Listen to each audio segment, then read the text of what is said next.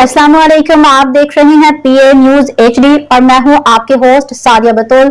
शामिल करते हैं आज की अहम खबरें। रिपोर्ट पेश करते हैं चेयरमैन पंजाब मियां अदनान अनवर से। नाला डेक के कटाव, पुल टूट गया, खेत ज़ेरियाब, आवाम मुश्किलात से दो चार। पसरूर नुमाइंदा खसूसी ने बताया कि तहसील पसरूर जिला सियालकोट के नवाही गांव हंजली डवाटा में शदीद बारिशों के बायस नाला डेक में पानी की सतह हद से बढ़ गई है, जिसके नतीजे में जफरवाल ता चविंडा रोड पे नाला डेक का बड़ा कटाव वाक़या हुआ।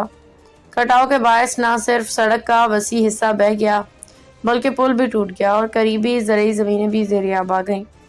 यानी शाहिदीन के मुताबिक पानी के तेज़ बहाव ने हिफाजती बंद तोड़ दिया, जिससे गांव हंजली डवाटा और इर्द गिर्द के कई देहात मुतासर हुए। मुतअद्दिद किसानों की तैयार धान और मकई की फसलें तबाह हो गईं, जबकि सब्जियों की शिकायत भी शदीद नुकसान से दो चार है। किसानों का कहना है कि इन साल भर की उनकी मेहनत ज़ाया हो गई और वो शदीद माली मुश्किलात से दो चार हो गए हैं। कई घरों में पानी दाखिल हो गया, जिसके बायस खवातीन और बच्चों को नकल मकानी करना पड़ी।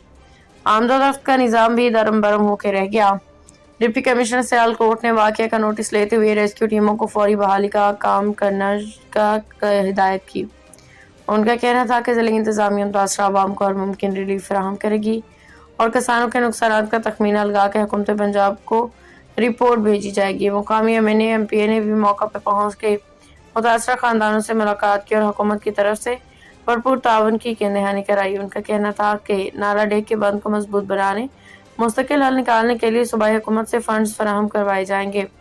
अवाम ने हुकूमत से मुतालबा किया है कि फौरी तौर पर मुतासरा किसानों के लिए माली मुआवजे का ऐलान किया जाए और आइंदा ऐसी सूरत हाल से बचने के लिए नाला डेक के हिफाजती बंद को मजीद मजबूत किया जाए।